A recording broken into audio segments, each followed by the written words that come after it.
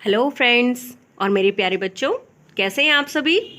Let's learn language में आप सभी का स्वागत है। आज मैं एक नए टॉपिक के साथ फिर से उपस्थित हूँ आपके सामने। आज का हमारा टॉपिक है सकर्मक क्रिया और अकर्मक क्रिया। अब ये तो आप जानते ही होंगे, सकर्मक क्रिया और अकर्मक क्रिया किसके अंतर्गत आते हैं। ये आते हैं क्रिया के अंतर्गत। तो आइए जानते हैं क्रिया क्या होती है। सबसे पहले तो आपको क्रिया जानना है। क्रिया क्या होती है? जिस शब्द से किसी कार्य के होने या करने का पता चलता है उसे क्रिया कहते हैं। अक्सर आप अपने डेली लाइफ में बहुत सारे काम करते हैं, तो ये जो काम है, जो आप डेली काम करते हैं, उसको व्याकरण की भाषा में क्या कहते हैं? उसको व्याकरण की भाषा में क्रिया कहा जाता है। ठीक है, तो अब आप समझ गए होंगे। अब इसके उदाहरण देख लेते हैं हम। राम दौड़ रहा है। ठीक है, राम दौड़ रहा है। अब इसमें देखिए, दौड़ रहा है, राम कौन सा काम कर रहा है? दौड़ने का। तो दौड़ना जो है वो क्रिया है। सीता खाना बना रही है। सीता क्या कर रही है? बना रही है, बनाने का काम कर रही है। ठीक है, तो सीता, इसमें देखिए दो चीजें हैं, राम और सीता, ये नाम है। जो भी नाम होते हैं या जो काम को करता है वो कहलाता है व्याकरण की भाषा में कर्ता, और कर्ता के अलावा यहाँ पर क्रिया। दो चीजें हैं। ये जो खाना है, खाना शब्द जो है यह है एक वस्तु है। ठीक है, तो ये आपका संज्ञा में आएगा और इसको कर्म भी कह सकते हैं। ठीक है, कर्म। तो आइए देखते हैं आगे। क्रिया के दो भेद हैं, और ये भेद जो आपने सकर्मक अकर्मक जाना है, ये कर्म के आधार पर। क्रिया के भेद जो हैं वो कई आधार पर हैं, तो यहाँ पर आपका सकर्मक अकर्मक कर्म के आधार पर बताया गया है। अब सकर्मक क्रिया क्या होती है? ठीक है, पहली जो परिभाषा है वो है जिस क्रिया में कर्म होता है उसे सकर्मक कहते हैं। अब ये कर्म क्या होता है? अभी मैंने आपको बताया था, हर वाक्य में, प्रत्येक वाक्य में क्रिया और कर्ता, बिना क्रिया के कोई भी वाक्य नहीं बन सकता है और बिना कर्ता के भी कोई वाक्य नहीं हो सकता है। कहीं कहीं वाक्य बनते हैं तो वहां पर कर्ता जो है वो छुपे होते हैं, लेकिन कर्ता होते जरूर है। अब यहाँ देखिए, यहाँ मैंने आपको इस वाक्य में पूरा समझाया है कि कर्ता कौन सा शब्द है।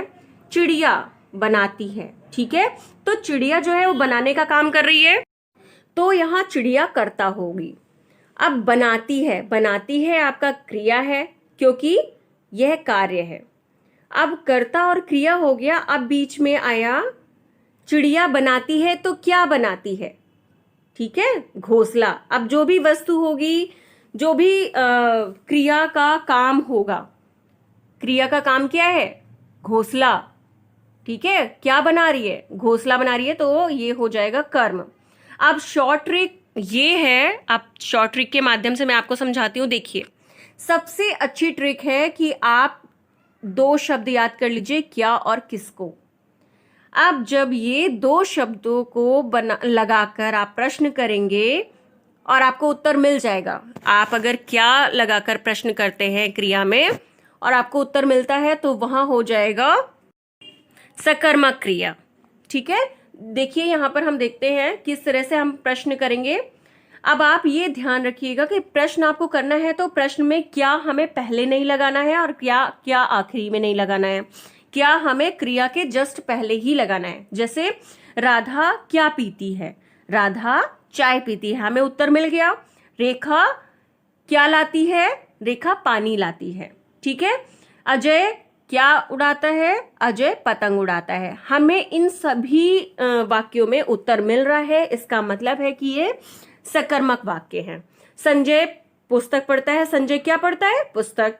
इंदु पत्र लिखती है। इंदु क्या लिखती है? पत्र लिखती है।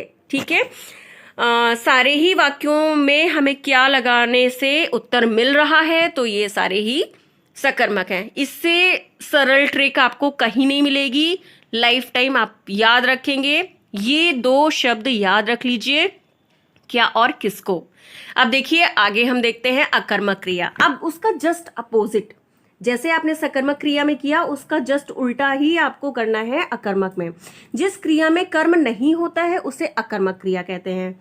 जैसे चिड़िया उड़ती है, अब देखिए इस चिड़िया तो आपने पहले ही देखा था कर्ता, अब उड़ती है क्रिया। इसमें देखिए इसमें कहीं भी आपको कर्म नहीं दिख रहा है, आपको वाक्य में सिर्फ दो ही चीजें दिख रही हैं, कर्ता और क्रिया। जहां पर कर्म नहीं है वही है अकर्मक, ठीक है। अ मतलब नहीं है, कर्म मतलब कर्म, ठीक है। जहां पर कर्म नहीं है वहां पर अकर्मक क्रिया होती है। अब देखिए इसके और भी उदाहरण देखते हैं। इसकी भी शॉर्ट ट्रिक वही है जो आपने सकर्मक में देखी, आपको जस्ट इसका उल्टा करना है। क्या और किसको लगाकर हम प्रश्न करेंगे और हमें उत्तर प्राप्त नहीं होगा तो वहां पर अकर्मक क्रिया। जैसे चिड़िया उड़ती है, चिड़िया क्या उड़ती है, क्या ये प्रश्न जो है अटपटा सा नहीं लग रहा है? चिड़िया क्या उड़ती है। हम इस क्या और किसको प्रश्न शब्द को कहीं भी नहीं लगा सकते हैं, ना हम आगे लगाएंगे, ना पीछे लगाएंगे, ना बीच में लगाएंगे। हमें क्रिया से जस्ट पहले लगानी है। जैसे चिड़िया क्या उड़ती है, ठीक है। उड़ती है के पहले हम क्या लगाकर प्रश्न पूछेंगे। अगर हमें उत्तर मिल जाता है तो वो हो जाएगा सकर्मक, अगर उत्तर नहीं मिलता है तो वो हो जाएगा अकर्मक, ठीक है। जैसे रमा जाती है, तो रमा क्या जाती है, उत्तर मिला आपको? नहीं मिला ना, तो ये है अकर्मक। वरुण आता है, इसमें कोई कर्म नहीं है, इसमें सिर्फ आपका कर्ता है और क्रिया है, इसके अलावा कोई भी कर्म नहीं है। राजू नहाता है, मैदान में लड़के खड़े हैं, मैदान में कौन खड़े हैं, ठीक है। तो कौन वर्ड हम इसमें नहीं प्रयोग करेंगे, इसलिए ये अकर्मक है।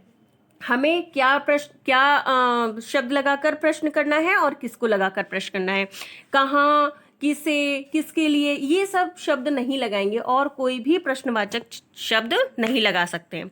आइए और उदाहरण देखते हैं इसके सकर्मक और अकर्मक में। इसमें तो आपको बिल्कुल क्लियर हो जाएगा कि आप किस तरह से इसको बना सकते हैं। ये देखिए, आम, फूल, स्मृति, फुटबॉल, इसमें कुछ ऐसे शब्द दिए गए हैं जो कर्ता और क्रिया के अतिरिक्त हैं। जैसे राजू खाता है, राजू करता है और क्रिया आपकी खाता, लेकिन क्या खाता है, राजू आम खाता है। तो आम आपको आंसर मिल गया ना, उत्तर मिला, इसलिए सकर्मक। सचिन सो रहा है, अब बताइए सचिन क्या सो रहा है, आपको उत्तर मिला नहीं ना। बड़ा अटपटा सा लगता है अगर हम क्या और किसको करके प्रश्न करते हैं अकर्मक क्रिया में। देवांश स्कूल जा रहा है, देवांश क्या जा रहा है, बिल्कुल गलत। बिल्ली दौड़ रही है, बिल्ली क्या दौड़ रही है या किसको दौड़ रही है, क्या ये प्रश्न सही लग रहा है, बिल्कुल नहीं लग रहा है। तो ये सारे ही जो वाक्य हैं अकर्मक वाक्य में आएंगे। सकर्मक वाक्य में आपके कर्म के साथ सभी वाक्यों में कर्म आपको दिखेंगे ही, कर्ता, क्रिया और कर्म। पौधे में फूल खिले हैं, पौधे में क्या खिले हैं, फूल, आंसर मिल गया। वरुण स्मृति को बुलाता है, वरुण किसको बुलाता है, आपको दो शब्द लगाकर प्रश्न करना है, क्या और किसको। यहां पर देखिए किसको लगाकर प्रश्न किया है, वरुण किसको बुलाता है, स्मृति को। लड़के फुटबॉल खेल रहे हैं, लड़के क्या खेल रहे हैं, फुटबॉल। तो सब आंसर मिल गए हैं, इसका मतलब अब आपको नो डाउट सब क्लियर हो गया होगा सकर्मक अकर्मक।